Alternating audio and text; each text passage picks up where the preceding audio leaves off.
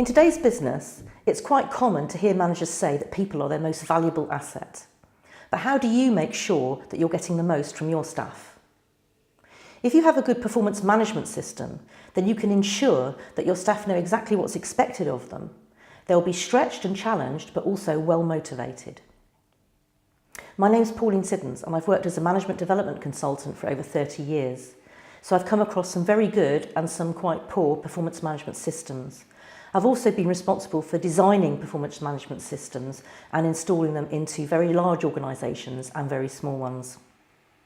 So in this short video, I'd like to introduce you to the key aspects of performance management systems and show you how to implement them in your own organisations.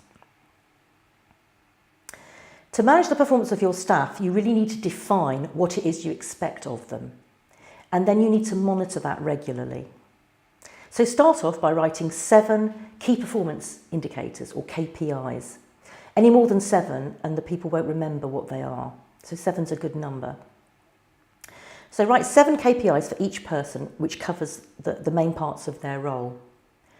The most demoralising thing you can do is set a sloppy, ambiguous KPI, such as go off and increase sales. You can imagine sitting down at the end of that year and that person having worked really hard to increase sales and having a discussion or an argument with them saying, well, you didn't increase it enough, I was expecting more. So being ambiguous is not a good idea. The acronym SMART will help you to make much more specific KPIs, which will motivate your staff. Let's have a look at the acronym SMART. So there are different forms of SMART, but this one's my favourite. So S stands for specific. Which sales exactly do you want to increase? Is it a certain market sector, new clients or existing clients? Be specific. M stands for measurable. How are you going to measure your employees' performance? Is it profit, revenue? How are you measuring that? A stands for agreed. So before the employers even started to make any effort, both of you have agreed what the target should be. R stands for realistic. So you shouldn't set someone some targets that you know that they can't possibly reach. It should be within their power, maybe stretching them a little bit, but they should be able to achieve it. Finally, T stands for time bound. So you should always give a deadline by which time that KPI should be met. It's usually the end of the year. So for the example we used earlier of increasing sales, a smarter KPI might be increasing revenue from existing customers by 10% by the end of the year. Now that employer will know exactly what's expected of them. As well as the SMART KPI, you need to also have a statement about how you'd like the employee to behave. So you don't want them increasing sales by being aggressive and upsetting all your customers. So you could also include a statement of your company values, how you want somebody to be going around completing their KPIs. So how are you going to measure those? Well, a good way is to send that list of values to customers, suppliers and colleagues and get them to, at the end of the year, at appraisal time, to talk about how that employee has impacted them. If you can get real examples of things that have actually happened, that's fantastic. But do be careful to make sure that the person giving the feedback is okay for their name to be mentioned, or if they want to remain anonymous, you might have to be a little bit more general in the feedback. Here's a diagram of a very effective performance management system. The annual appraisal is a review of last year's performance against the KPIs you set the year before. Following that, you would set the KPIs for the year ahead.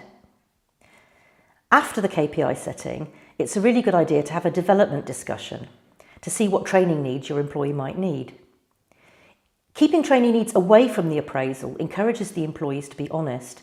It's hard to admit you need training if you haven't performed well in your appraisal, but it's easy if it's presented as a way to help them be even more successful in the future.